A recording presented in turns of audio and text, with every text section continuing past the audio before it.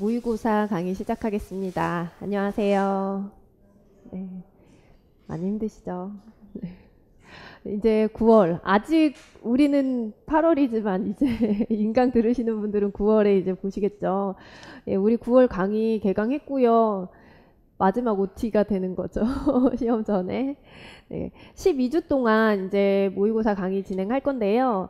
명절 연휴에도 빠짐없이 계속 해야지 우리 시험 전까지 12주를 할 수 있어서 설 연휴에도 하고요. 직강은, 인강은 똑같이 월요일에 올라가겠지만 직강은 선생님들이 명절 다녀오시고 그렇게 하시는 게 일요일이 더 편하다고 그때 말씀을 하셔서 토요일 말고 일요일, 설이 아니죠. 추석 연휴에 그렇게 할 거예요. 카페에 그 모의고사 영역 올려놨는데 보셨죠? 네. 안 보셨나요? 그래서 과목별로 제가 다 정리해서 올려놨었고 우리 교재 순서대로 이렇게 해놨어요. 그거 자료 드린 거 같이 보시면 되고요. 일단은 9월 강의 안내를 먼저 할게요. 지난번에 간단하게 먼저 말씀을 드렸었는데 우리가 모의고사를 총 10주를 보게 되죠. 12주 중에서 그래서 1주에서 4주까지는 영역별로 모의고사를 보게 되고 그 영역은 지금 자료로도 드렸고 제가 카페에도 올려드렸어요. 그래서 되도록 과목이 두루두루 들어갈 수 있게 했고요. 이번 주는 그래서 좀 쉬우셨을 거예요. 과목 중에서 거의 제가 1장부터 뭐 4장, 1장부터 5장 이런 식으로 출제를 했기 때문에 어려운 부분이 좀 우리 중간 이후에 있잖아요. 그래서 내용이 많이 어렵진 않았을 것 같습니다. 예. 그리고 5주차, 10주차에 핵심 정리하는데 요때는 이제 우리 핵심 노트 준비해 오시고 빈칸 채우는 거 없이 빠르게 복습하면서 갈 거예요. 그리고 실전 모의고사 이거는 영역별로 공지하지 않고 하는 거고요.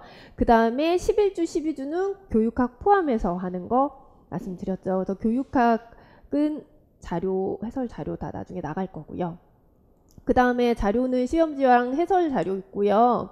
그리고 해설 강의는 그러니까 9시부터 90분씩 A, B 90분씩 하시고 쉬는 시간 20분 있고 이렇게 하셔가지고 그래서 1시 20분부터 제가 이제 해설 강의를 해요. 그래서 9시에 오셔서 시험 보시고요.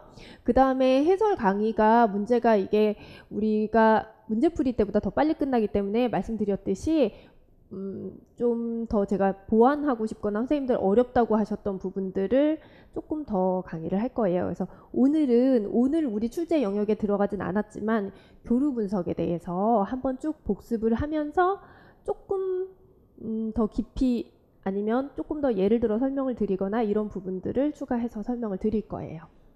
그래서 각본 매트릭스라든지 아니면 우리 그 드라마 삼각형 그런 거 막 구원자, 박해자 이런 거랑 또 오래됐죠.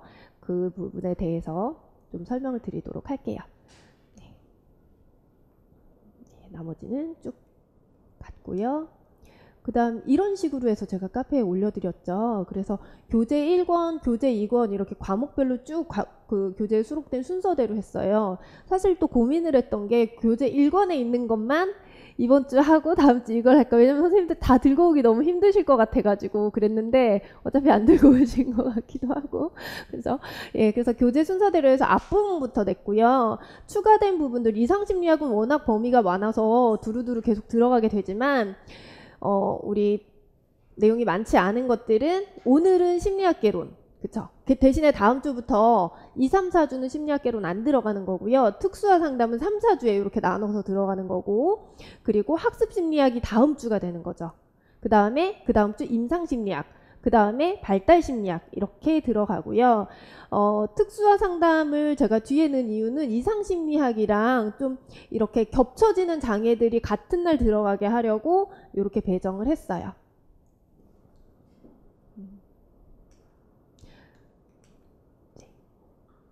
그리고 오늘 하는 것들에 대한 단원명 여기 뭐 이렇게 1장에서 5장 성격심리학 1장에서 4장 이렇게 들어가는 것들 세부적으로 어떤 것들 들어가는지 참고하시라고 자료 드렸습니다. 그 다음에 우리 1월 달에 설명을 드렸었는데 우리 지금 이제 진짜로 모의고사 하니까 다시 한번 문항에 대해서 배점이랑 설명을 드리면, 자, 교육학 이렇게 60분 동안 선생님들이 20점 논수령 문제를 하시고요. 우리 논수령이 올해 처음으로 없어졌어요.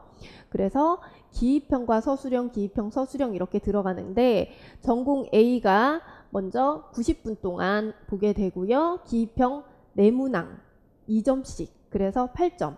그리고 서술형 8문항 4점씩, 그래서 32점.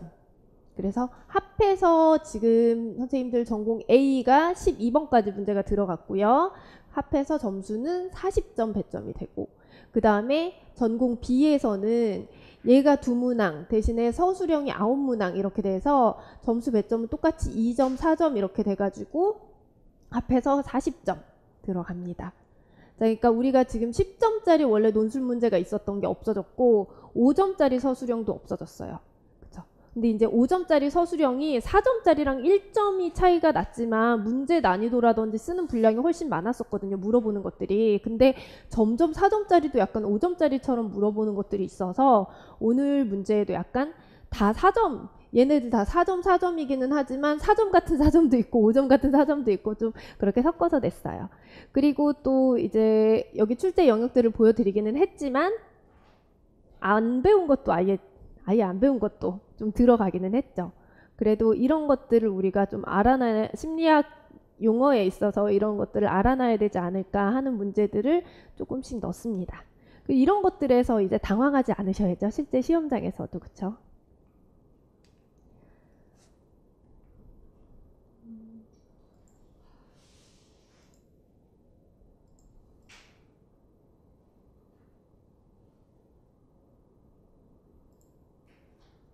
선생님들 그리고 그 첨삭 말씀 안 드렸는데요. 첨삭은 8주 동안 하게 될 거고요. 우리가 모의고사를 10번 보게 되잖아요. 그래서 첫째 주랑 마지막째 주 빼고 2주부터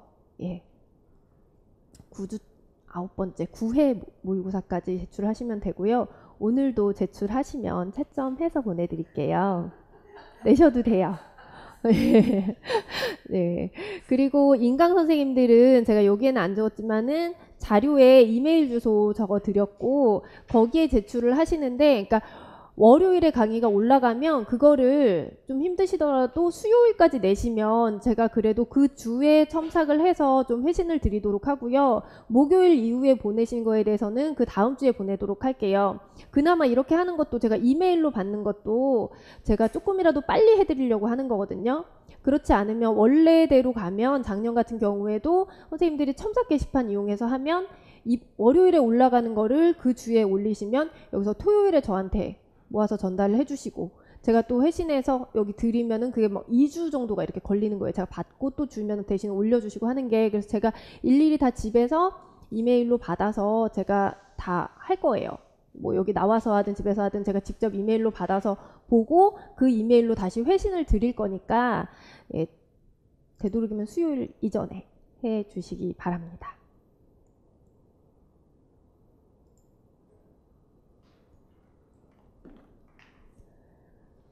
이번에도 문제를 야금야금 자꾸 고치는 버릇을 못 고쳐가지고 첫 문제부터 가 나가 빠졌다고 그러시는데, 원래 여기에 나 썼다가 제가 요 가 나 빼고 중량으로 바꿨거든요. 근데 또 문제에서는 이걸 안 지워서 가 나가 들어갔는데 뭐 알아서 보셨을 거라 생각이 들어요. 푸는 데는 큰 문제 없으셨을 것 같아요. 자, 일단 1번 문제. 1번 아주 우리 상담의 그 기본적인 문제고요. 이런 문제도 들어가지만 또 그러니까 지금 상담 초기 과정에 들어가는 거죠. 그리고 윤리에 대한 문제도 너무 쉽지만 그게 매해 나왔기 때문에 그런 것들 다 들어갔습니다. 오늘 문제에. 자, 1번 보겠습니다. 다음은 전문 상담교사와 진수 대화 내용의 일부입니다. 상담의 초기 과정에서 가와 나의, 위에와 아래에 대한 내용을 통틀어 무엇이라고 하는지 명칭을 쓰라고 했습니다. 자, 교사가 그런데 이야기를 시작하기 전에 너와의 관계에서 나의 역할에 대해 명확하게 해두고 싶은 게 있어.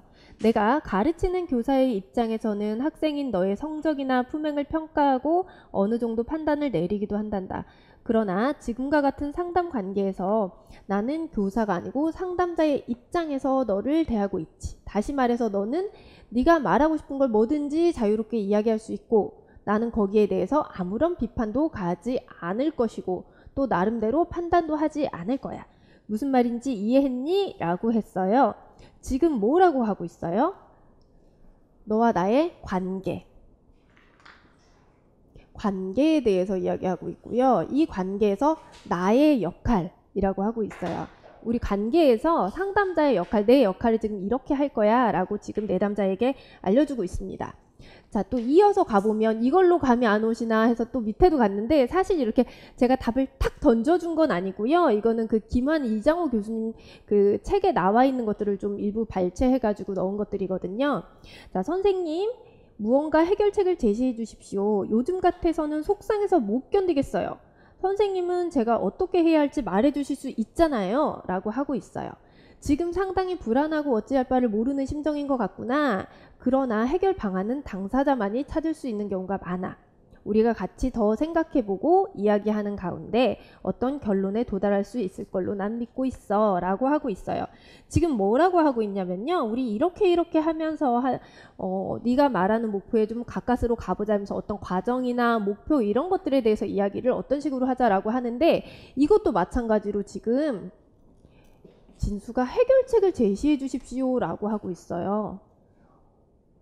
보통 상담에 대해서 그런 잘못된 인식들이 있어서 이거 선생님 저 이럴 때 어떻게 해야 돼요? 알려주세요. 방법을 알려주세요. 빨리 해답을 주세요. 이렇게 이야기를 하는데 그게 아니야 라고 하면서 또 우리 과정 같은 것들은 이런 식으로 진행되는 거야 라고 이야기를 해주고 있어요. 이거 뭐죠? 이렇게 해가는 것들이 상담의 구조화. 아주 기본적인 건데 막상 이렇게 나오면 또 못 쓰거든요. 그래서 또 문제로 냈습니다. 자, 일단은 제가 처음에 문제에서 초기 과정에서 라고 이렇게 제가 요 부분에서 조금 말을 강조를 했었거든요. 그러니까 일단 초기의 과업들을 뭐를 해야 되는지를 알아야 되는 거고 그래야 그 안에서 아 이게 여기에 가깝구나 하고 찍을 수라도 있는 거예요. 자, 일단은 여기 답에서는 선생님들이 상담의 구조화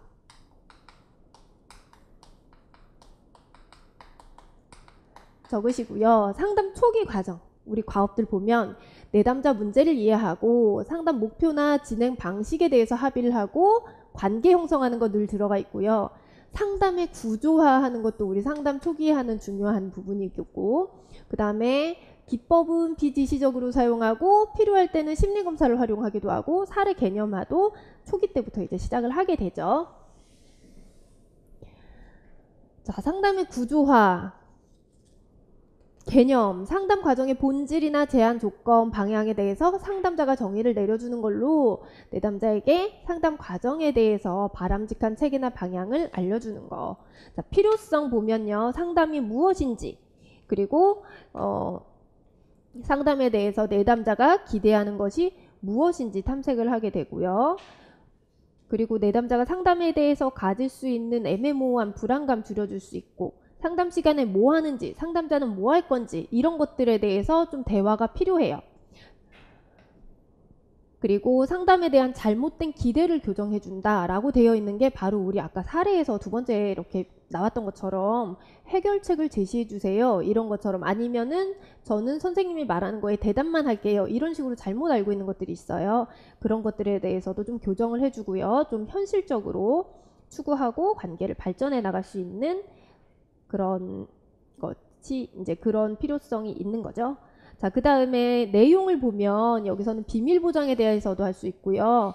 상담에 관한 구조화 이러면은 상담 시간이라든지 빈도, 횟수, 연락 방법, 장소 이런 것들이 되겠지만 우리가 지금 문제에 나왔던 것처럼 관계에 대해서 나는 이런 역할을 하고 내담자 역할은 어떻고 우리 관계의 성격은 어떤 건지 이런 것들도 다 우리 구조화에 들어가는 내용입니다. 자, 구조화를 할 때는 어떻게 해요? 우리가 가능한 한 너무 장황하게 길게 안 하고 좀 줄여서 최소화해서 하고, 적절한 시점에서 하는데 혼내는 식으로 그런 식으로 하는 게 아니고요. 약속 지키는 거, 시간 약속 이런 것들, 그리고 행동 규범 이런 거는 좀 더 구체적으로 명확하게 정해야 합니다. 자, 그러면 두 번째 문제 볼게요. 네, 여기서 조금 막히셨죠?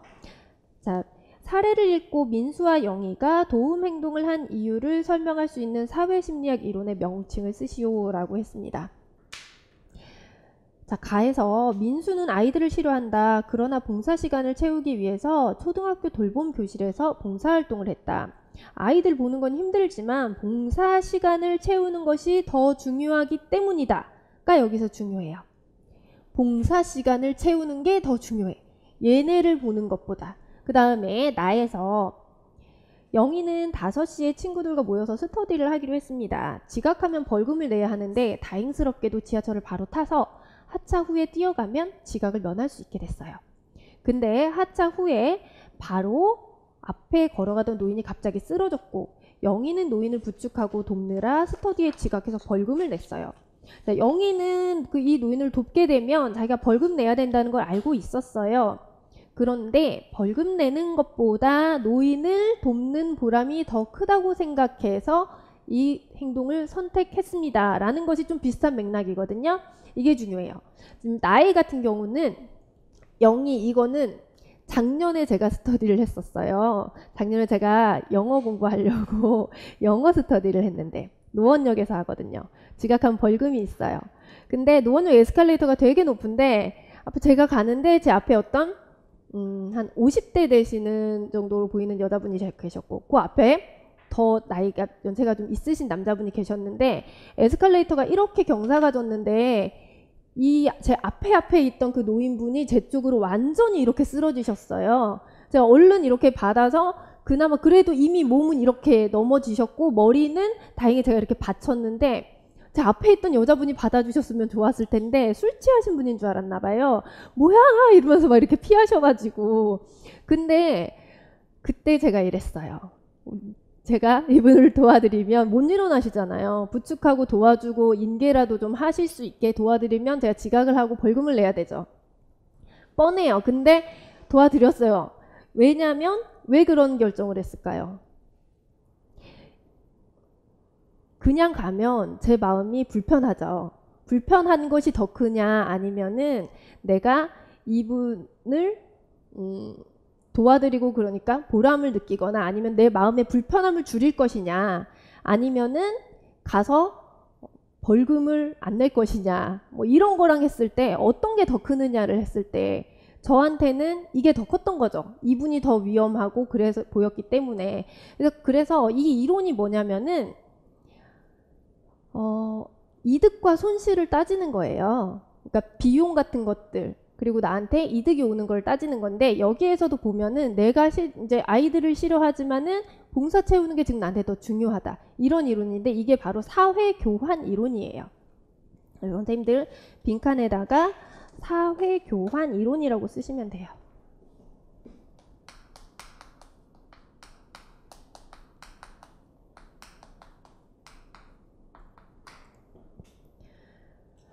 자, 사회행동은 교환 과정이며 이 과정의 목적은 여기다가 써드릴게요. 이득을 극대화하고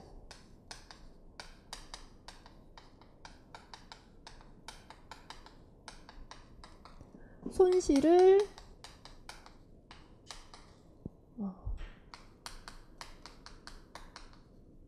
극소화시키려는 것.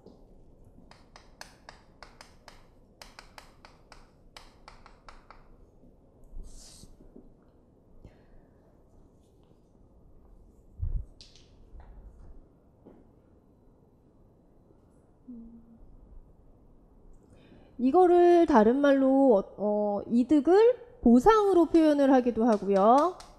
그 다음에 손실을 비용으로 표현하기도 해요. 그래서 이 이론을 경제학에서도 사용을 하고 우리처럼 심리학에서도 많이 사용을 하거든요. 사회심리 쪽에서도. 근데 이제 뭐 보상, 비용 이렇게 하고 있는데 예를 든 걸 또 한 가지를 더 보면 헌혈을 고민하는 사람이 시간, 불편함, 불안 이런 것들, 이런 헌혈에 드는 비용 그러니까 이런 것도 다 비용이라고 보는 거고요. 이런 것들이 있는데 이거를 헌혈했을 때 어떤 내가 죄책감이 감소되고 사회적으로 인정받고 더 뿌듯한 감정이 들고 이런 것들을 이득이라고 보고, 그래서 이거랑 대비시켜 봤을 때 내가 이게 더 컸을 때 헌혈을 하고 도움 행동을 한다는 거예요. 그래서 이 이론에서는 그러니까 우리 사회 행동은 다 교환 과정이다 라고 보는 거죠. 우리 쉽게 볼 수 있는 것들이 지하철에서 자리 양보하는 거죠. 선생님들 오늘 막 공부 열심히 하고 버스나 지하철 타시면 저녁 때 엄청 피곤하실 텐데 가방도 무겁고, 근데 거기서 이제 노인분들이 계시면 자리를 양보할까 말까 고민을 하겠죠. 근데 몸이 피곤해도 양보를 하는 사람은 이 이론에 의하면 내가 앉았을 때 더 마음이 불편하고 일어나서 양보를 했을 때의 나의 그 느끼는 감정이 더 이득이 크기 때문에 라고 보는 거고, 내가 양보를 안 한다는 거는 그 불편함이 있지만 내가 앉아 있었을 때의 내 몸이 편한 것이 더 이득이다 이렇게 보는 이론인 거죠. 이런 거 관련해 가지고 조금 더 보게 되면 우리가 호혜성 규범이라는 게 있어요.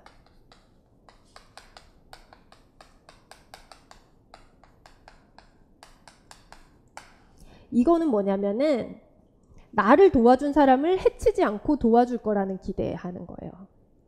그러니까 우리 그 영화 액션 영화 이런 거 보면은 꼭 주인공이 이렇게 악당과 싸우다가 이렇게 악당이 막 낭떠러지에서 이렇게 떨어지려 그러면은 막 꼭 잡아주죠. 속으로 막 잡아주면은 제가 배신할 것 같은데 막 잡아주죠. 잡아주면은 어때요?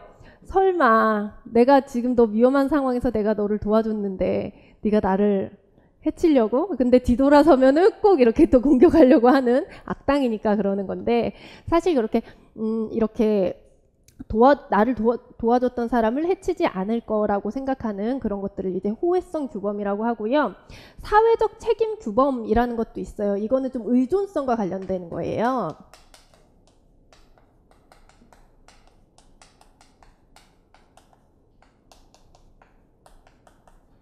나에게 의존적인 사람을 더 도와줄 거라는 그런 생각을 갖는 이론을 이야기해요. 그래서 자신에게 의존적인 사람을 도와줄 거라는 그런 기대, 이런 것들. 그래서 좀 확실히 학생들이 똑같이 있어도 스스로 잘하는 학생이 있고, 그리고 나에게 평소에 더 의존하고 도움을 많이 요청하는 아이들이 있다면 같은 상황이 왔을 때 얘는 잘할 거라 믿고 평소에 나한테 더 의존했던 학생을 먼저 도와주게 되는 그런 것들을 이야기합니다.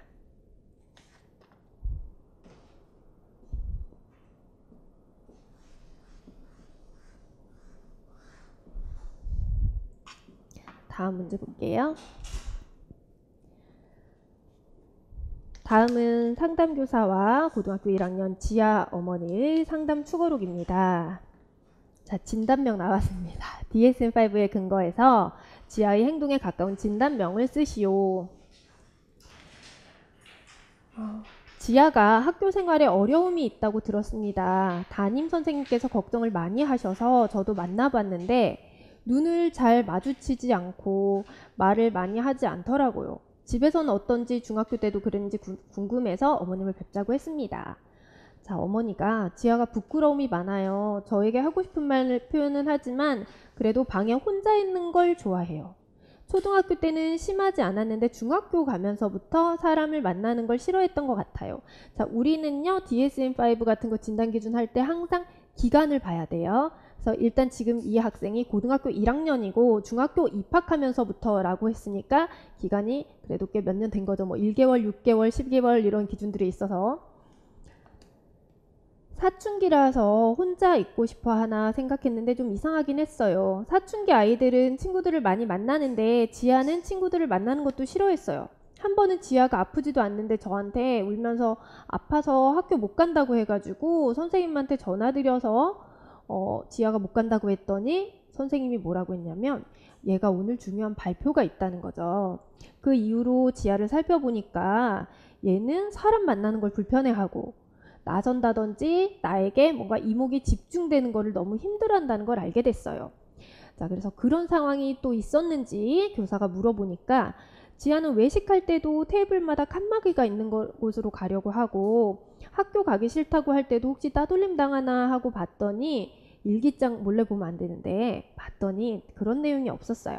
근데 거기 뭐라고 써 있었냐면 친구들이나 선생님이 나를 어떻게 평가할지 어리석게 보거나 바보처럼 보진 않을지 걱정하고 발표할 때도 선생님이나 친구들이 자기를 보면 얼굴이 빨개져서 너무 싫다는 내용이었어요 라고 했습니다. 자, 진단 기준 뭐라고 쓰셨나요? 사회 공포증, 그쵸? 사회 공포증, 사회 불안 장애 어떻게 쓰셔도 상관없습니다. 그래서 좀 제가 둘 다 쓰셔도 되기 때문에 둘 다 적어 드릴게요.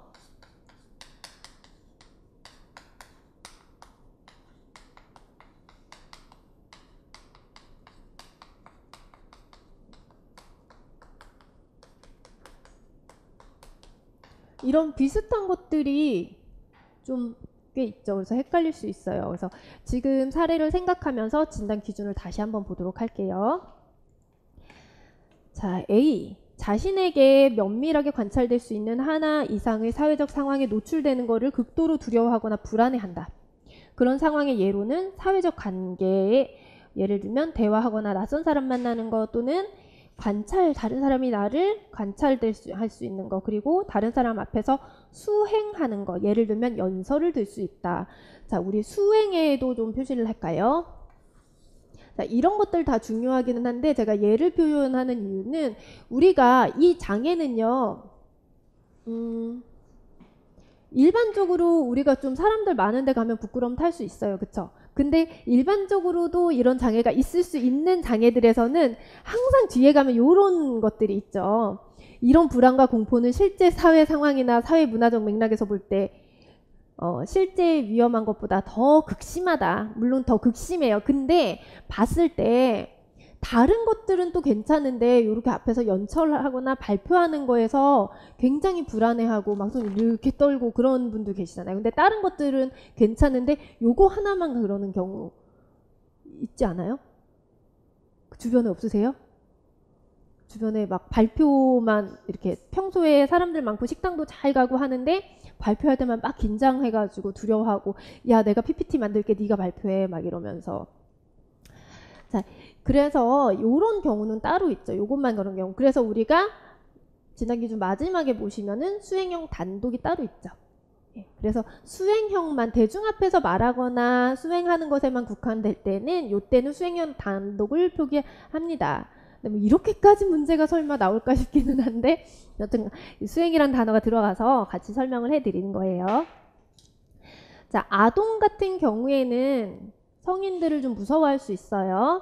그래서 아동의 경우 공포와 불안은 성인과의 관계에서뿐만 아니라 또래 집단에서도 어린이집이나 학교 가고 그래서도 발생하는 거고요. B 보시면 다른 사람들에게 부정적으로 평가되는 방향으로 행동하거나 불안 증상을 보일까봐 두려워한다. 예를 들면 수치스럽거나 당황한 걸로 보이거나 다른 사람을 거부하거나 공격하는 걸로 보이거나 이렇게 할 수가 있고 그렇게 보일까봐 두려워하고 이런 상황이 거의 항상 공포나 불안을 일으킨다. 자, 아동의 경우 뭐 이런 다양한 걸로 표현될 수 있고 있습니다. 그래서 얘는 사회 불안 장애가 되는 거죠.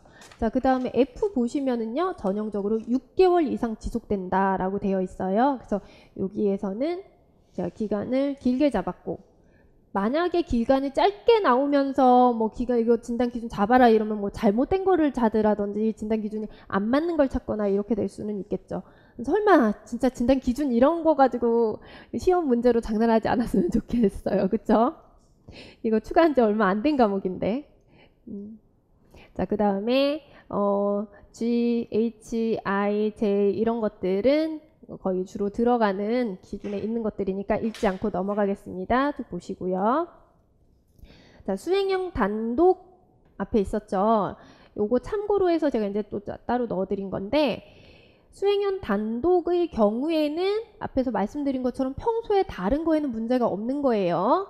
그래서 그렇게 구분을 하시면 되는 거고 자, 여기 빈칸에 뭐가 들어갈까요? 똑같이 사회적 상황을 두려워하는데 이유가 다른 거예요. 지금 여기 예전에도 제가 요거 하면서 비교를 해드렸던 것 같은데 사회 불안 장애를 겪는 환자들은 제가 항상 그때도 표시해둔 게 뭐냐면 관찰되는 거. 내가 관찰되는 거가 너무 부담스럽고 힘든 거예요. 그러니까 발표도 그렇고 사람 많은 식당 가서 다른 사람이 나를 보고 날 이상하게 보진 않을까, 내가 또 막 이거 하면서 얼굴이 빨개지진 않을까, 그걸 보고 또 이상하게 보지 않을까, 뭐 이런 여러 가지 생각들이 들어요. 관찰되는 게 싫어요. 그러니까는 이런 사람들은 혼자 있을 때 오히려 괜찮거든요. 밖에 나가서도 사람들이 많은 장소보다는 식당에 내가 갔지만 아니면은 사람이 아주 많은 곳에 갔는데 다 나가고 나 혼자 남아서 이게 괜찮거든요. 그런데 이거는 뭐예요? 위에 사회적 상황을 두려워하기는 하는데 그 이유가 이 사람들 같은 경우에는 여기에서 내가 갑자기 발작이 일어나거나 아니면 실금 같은 실수를 하거나 이랬을 때 내가 도움을 받지 못하고 그런 것들 반대로 내가 혼자 남겨질까봐 이게 더 무서운 거거든요. 이건 광장 공포증 할 때 설명드렸었죠.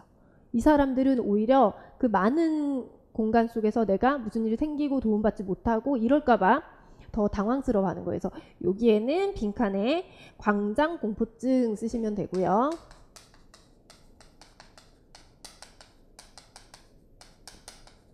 자, 그 다음에 여기 이 진단명을 가진 사람들은 부정적인 평가에 의한 두려움으로 말을 못할 수 있는데 말이 필요 없는 상황에서는 부정적인 평가 받는 것에 대해 두려워하지 않는다 이러는데 이건 뭐냐면 선생님들 요 문제는 잘 아시죠? 다른 데 가면 왜 말 잘하고? 그렇죠. 선택적 함부증 있었죠. 선택적 함부증.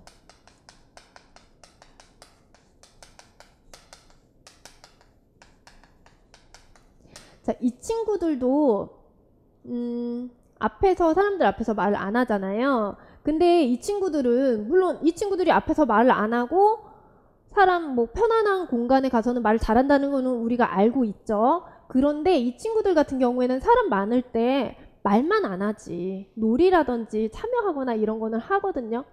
뭐 만들기를 한다든지 이런 거에 있어서 위축되어 있지 않고 해요. 그냥 말만 안 하는 거예요. 그래서 그런 차이점들이 좀 있어요.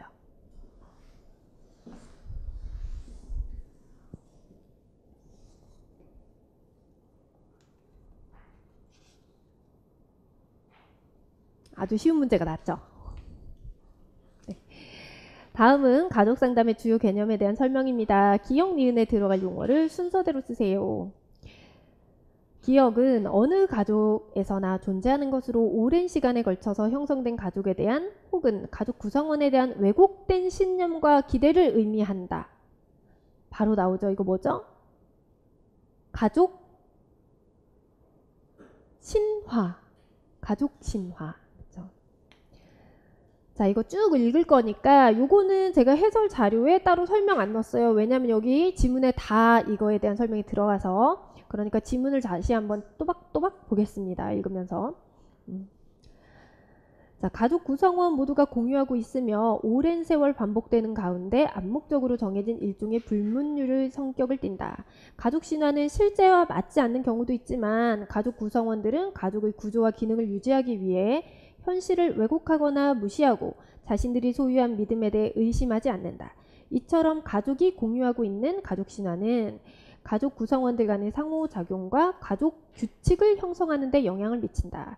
예를 들어 어머니는 건강이 매우 좋지 않은 분이다 라는 가족 신화가 있으면 그러면 엄마에게 정신적으로 신체적으로 부담 주지 않기 위해서 노력을 하고 그런 노력이 어떻게 돼요? 가족 규칙으로 아침은 각자 알아서 하기, 안 좋은 일 생기면 엄마 모르게 하기, 이런 규칙이 형성되는 거죠. 자, 그 다음 또한 니은은 뭘까요? 가족 의식은 가족 신화를 유지하는 수단이 된다. 가족 의식은 가족 문화의 핵심적 요소로서 역기능적 구조의 가정에서 나타나는 일상적인 상호작용 양상과 명절이나 생일날 전형적으로 보여주는 활동이 포함된다 하면은 가족 의식이죠. 기억이 가족 신화.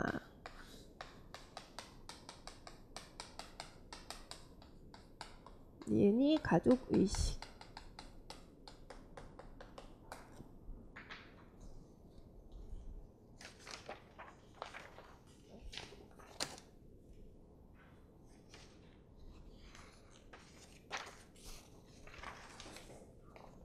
자, 5번 문제 보겠습니다.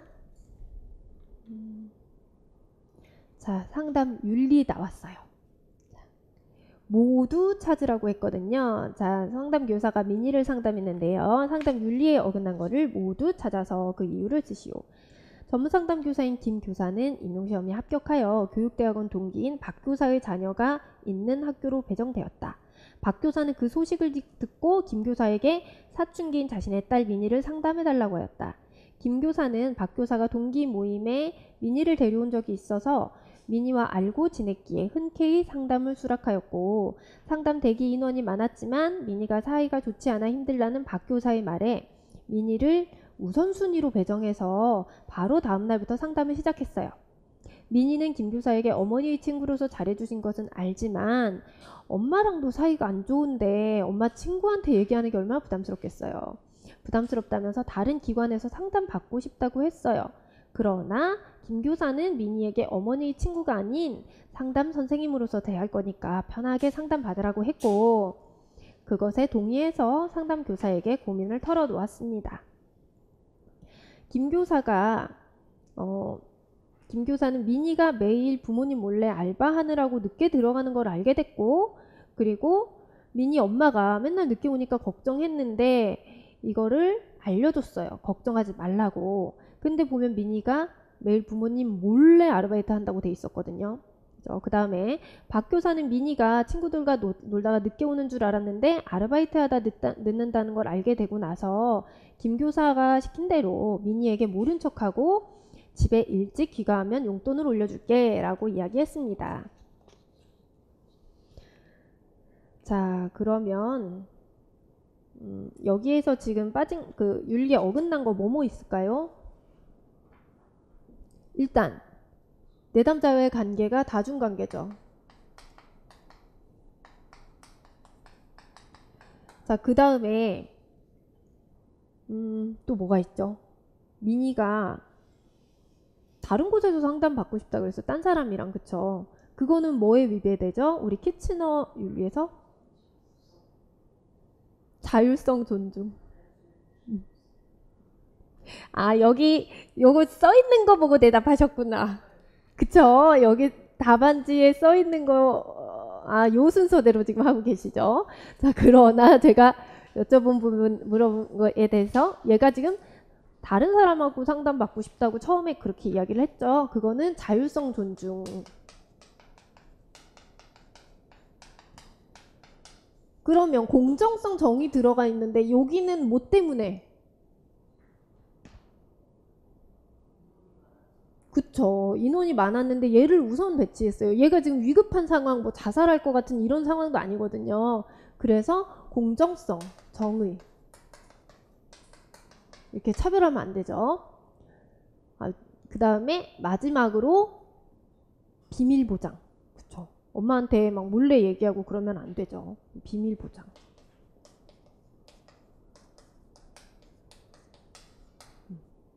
엄마가 걱정 안 하게 네가 엄마한테 솔직히 말씀드려라 이렇게 이야기를 하든지.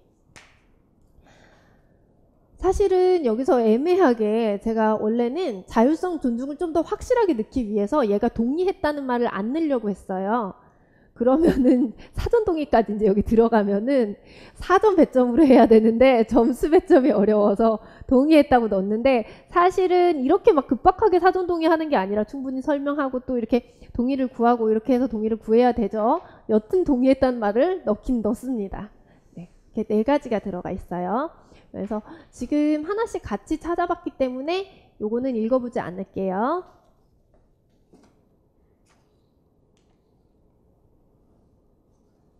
6번 문제 보겠습니다. 자, 작성 방법에 따라서 물음에 답하라고 했어요. 자, 작성 방법을 먼저 보면요. 가에서 밑줄 친 기억에 대한 이유를 집단 행동과 관련해서 하라고 그랬고요.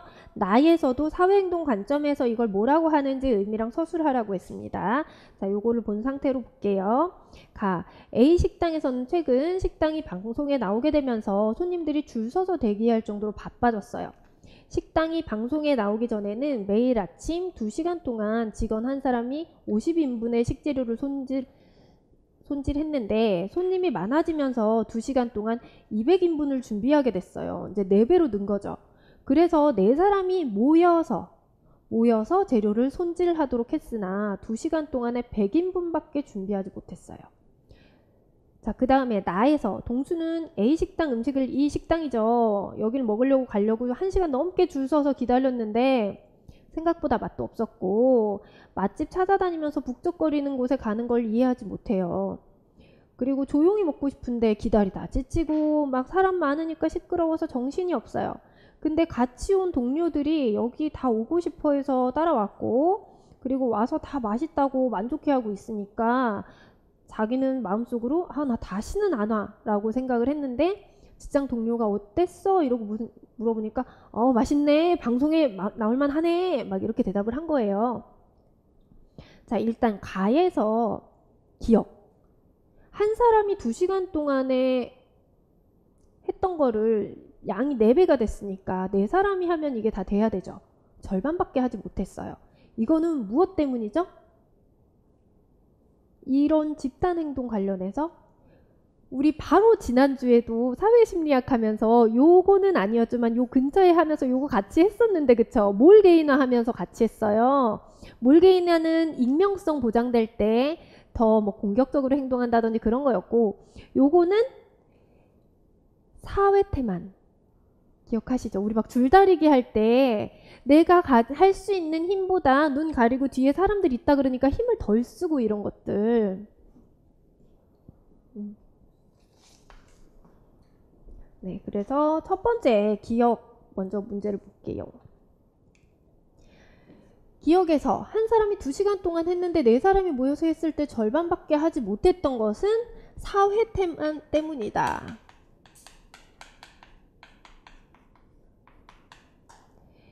여기도 사회태만이죠. 이것은 집단에 들어있는 사람들이 공동의 목표를 달성하기 위해서 노력을 합해야 될 때 어떻게 하는 경향성일까요? 적은 노력을 들이는 경향성. 을 들이는 경향성을 말합니다. 그래서 반대로 이것도 선생님들이 풀어서 서술 이렇게 계속 다 쓰실 수 있어야 되고 그 다음에 여러 사람이 함께 하게 되면서 뭐가 저하돼서 노력이 감소됐을까요?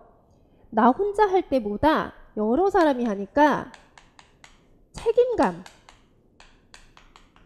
책임감이 감소되는 거죠.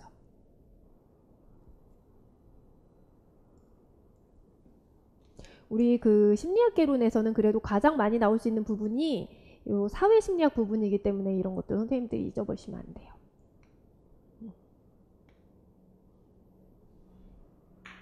그래서 사례에서도 제가 뭐라 그랬냐면 4사람이 그냥 한 게 아니라 각자 나눠줬을 땐 이렇게 되면 안 되죠. 모여서 라는 거를 그래서 넣은 거예요. 자, 그 다음에 나에서는 동수가 이 식당 가기도 싫었고 막 왔는데 일단 온 자체도 가기 싫었는데 다 오니까 따라왔어요. 그리고 여기 별로야 다시 안 올 거야 이랬는데 물어보니까 괜찮네 방송에 나올만 하네 막 만족하는 것처럼 이렇게 이야기하는 거는 우리가 뭐라 그러죠? 이것도 아주 쉬운 거 동조.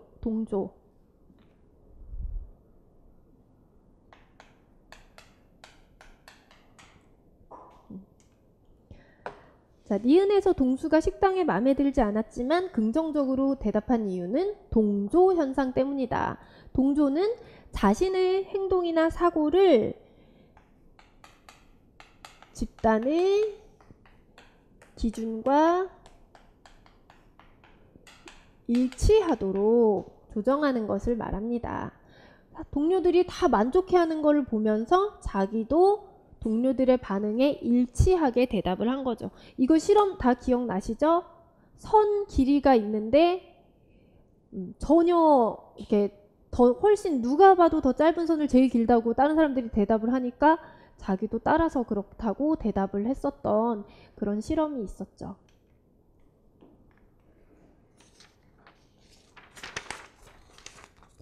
자, 7번 문제 보겠습니다. 다음은 상담교사와 슈퍼바이저의 대화 내용이고요. 작성 방법에 따라 서술하시오. 작성 방법 먼저 또 볼게요. 공동 지도자랑 협력할 때 상담교사에게 도움되는 점을 사례와 관련해서 2가지 쓰라고 했고요. 공동 지도자와 관계가 생산적이지 않을 때 고려해야 할 사항을 2가지 서술하라고 했어요. 자, 공동 지도자와 관계가 생산적이지 않을 때 고려할 사항은 사례를 안 읽어도 할 수 있지만 위에 거 같은 경우에는 사례와 관련해서라고 했기 때문에 생각 그 부분을 우리가 머릿속에 염두에 두고 사례를 보겠습니다. 집단 상담 기회가 많지 않아서 경험이 부족합니다. 1학기 때 6명의 학생을 대상으로 집단 상담을 했는데 매우 산만한 학생이 1명 있어서 힘들었어요. 그 뒤로 자신이 없어서 집단 상담을 운영하지 않았습니다. 그런데 다음 달에 집단 상담을 운영해야 되는 상황이 왔고 이번에는 15명으로 구성하게 됐습니다. 제가 15명을 감당할 수 있을지 도움을 줄 수 있을지 걱정입니다. 자, 그래서 슈퍼바이저가 많이 힘들었겠네요. 자, 이게 기본적인 수련만 받는다고 할 수 있는 게 아니죠. 여건이 되시면 공동 지도자와 하는 걸 권해드립니다. 라고 했습니다. 자, 그러면 지금 이 상담자가 공동 지도자와 함께 했을 때 도움이 되는 게 뭐가 있을까요? 지금 이 상담자 같은 경우는 특징을 보면요. 경험이 부족하다 그랬어요. 그렇죠? 경험이 부족하면은 경험 많은 사람이랑 함께 이끌어가면서 배울 수가 있죠. 학습의 기회가 있다라는 거. 그 다음에 첫 번째 예전에 운영을 했을 때 막 산만한 학생이 있었어요. 근데 6명이 있었는데도 산만한 학생이 있으니까 너무 힘들었단 말이에요. 이번에 15명을 한대요. 그러면 이런 상황에서 이런 사례에서는 또 공동지도자를 했을 때 어떤 이점이 있냐면 역할을 분담할 수가 있죠. 그래서 우리가 공동지도자 이점 했을 때 좀 정신적으로 많이 혼란스럽거나 그런 사람들을 한 사람이 좀 도맡아서 해주고 이렇게 좀 역할을 나눠서 할 수가 있었습니다. 자, 그러면 자, 사례에서 상담교사가 지도자와 협력했을 때 이점은 학습의 기회가 된다는 것과 그리고 역할 분담이라고 했죠. 역할 분담을 할 수 있다는 것이다. 사례의 상담 교사는 경험이 부족하기 때문에 경험 많은 지도자랑 함께해서 학습의 기회로 삼을 수가 있고 또 강한 정서를 표현하거나 어떤 심리적 장애를 보이는 사람이 있을 때 또 역할 분담을 할 수가 있다는 장점이 있습니다. 우리 공동 리더십 할 때 장점이 뭐가 또 있었을까요? 신체적이거나 정서적으로 이렇게 역할을 분담을 함으로써 또 어떻게 돼요? 소진을 줄일 수가 있었어요. 정서적으로, 신체적으로 이런 지치는 것들. 그 다음에 역전이 같은 거 있잖아요. 우리 이런 감정 탐색하는 거. 이런 것도 공동 지도자는 도움을 줄 수가 있고 이런 거 관련해서 쭉 보면은 피드백 교환할 수 있고 그 다음에 또 어떤 다른 관점들 교환하고 또 서로 이렇게 역동을 더 활성화할 수 있고 이런 여러 가지 장점들이 있었어요. 근데 일단은 관련해서 하려면 이렇게 쓰셔야 되는 거고 그 다음에 공동 지도자의 관계가 생산적이지 않을 때 어떻게 해요? 우리 항상 자문을 구하는 거 있었죠. 슈퍼비전이나 자문을 구하거나 아니면은 서로 의견 나누고 감정 나누고 하면서 좀 더 관계 발전을 위해 노력하거나 아니면 함께 준비하고 결과 보고하고 이런 것들을 하는 방법들이 있었어요. 자, 그러면 공동 지도자랑 했을 때 단점들 뭐가 있었죠? 목표가 다르고 갈라지고 양극화될 수 있고 서로 이게 또 경쟁할 수가 있고 그렇게 하면서 막 편을 둘 수가 있었고 그 다음에 또 비용 많이 드는 거 그죠? 비용 많이 드는 것도 큰 단점이 될 수가 있죠.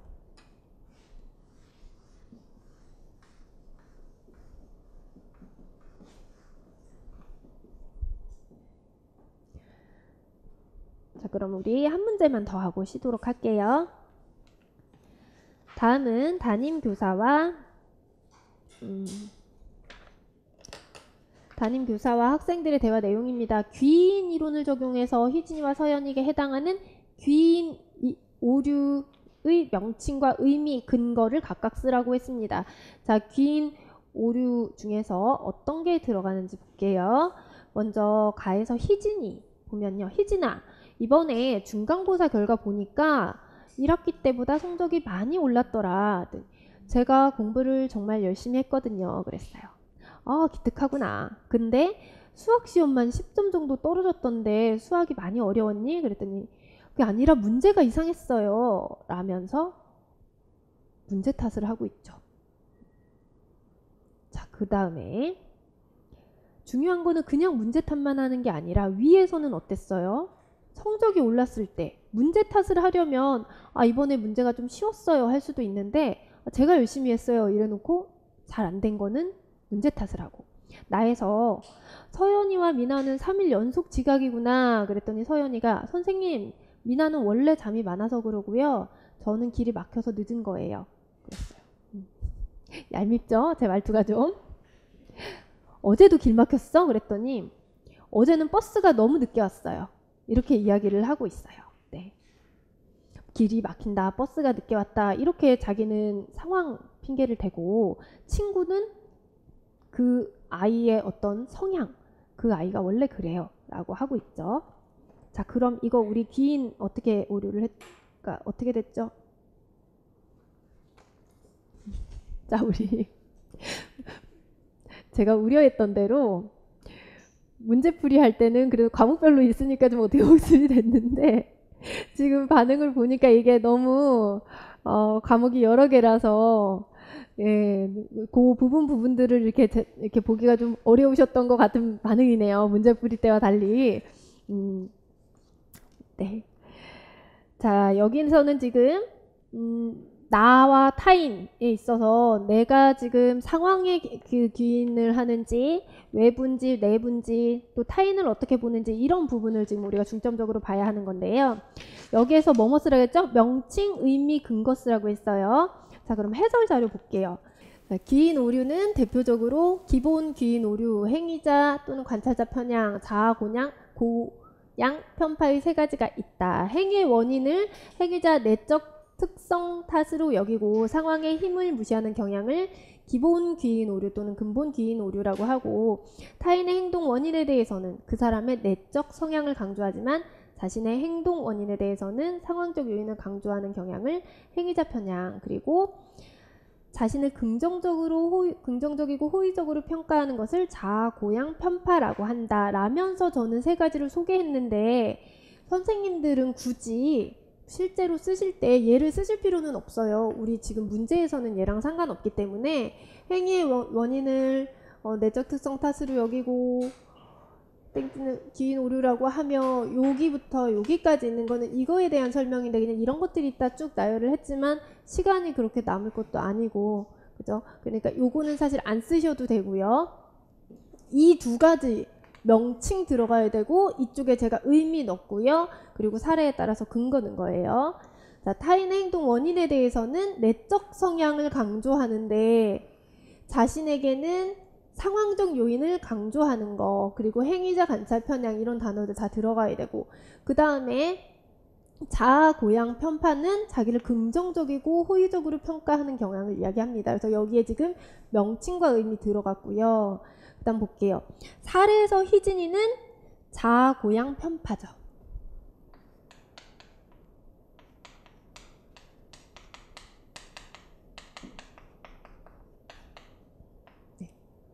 그 이유는 자기가 성적이 향상된 거는 내가 열심히 했지만 수학 성적이 떨어진 거는 문제가 이상했다면서 지금 상황적 요인을 강조하죠. 그렇게 하면서 지금 뭐냐면 자신을 긍정적으로 평가합니다. 자, 그 다음에 서연이의 귀인 오류는 행위자 또는 관찰자 편파 성향이죠.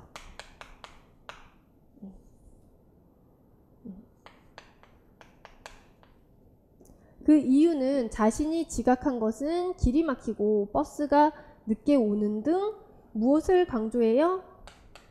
상황적 요인. 상황적 요인을 강조하지만 미나가 지각한 것은 잠이 많아서라고 미니의 성향을 강조하기 때문이다. 네.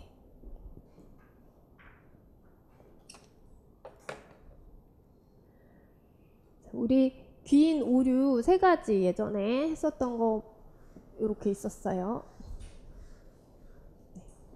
그래서, 기본 귀인 오류는 원인을 행위자의 내적 특성 탓으로 여기는 거라고 했고요. 그리고 행위자 편향, 관찰자 편향 같은 경우에는 다른 사람 행동에 대해서는 내적 성향을 강조하고 자기 원인에 대해서는 상황적 요인을 강조하는 거. 근데 그 원인에 대해서 이제 다르게 보고 있는데 그거를 좀 이렇게 들여다보면 다른 종류의 정보, 다른 시각적 정보 이런 것들이 있었어요. 다른 종류의 정보 같은 경우에는 내가 왜 늦었는지, 내가 길 막힌 거 나한테 경험이 된 거니까 그거를 내가 알잖아요. 그런데 관찰자가 되려면은 상대방이 그 늦게 온 것만 보이지 그 사람이 차가 막혔는지 버스가 늦게 왔는지 이런 것들이 안 보이잖아요. 그래서 자신의 행동에 대한 원인을 알고 있지만 관찰자는 이에 대한 정보가 없기 때문이고, 그 다음 다른 시각적 정보 보시면 행위자의 시각적 주의는 외부 요인에 맞춰지는데 관찰자의 시각적 주의는 행위자의 행동에 맞춰지기 때문에 그렇게 볼 수가 있습니다. 그 다음에 자아고양 편파, 자기를 긍정적이고 호의적으로 평가하는 거. 그래서 성공하면 내 탓, 안 되는 거는 외부 요인 탓, 이렇게 하는 것이 자아고양 편파 또는 자기 본의적 편향, 이렇게 표현을 했습니다. 자, 그러면 우리 쉬었다가 9번 문제 이어서 할게요.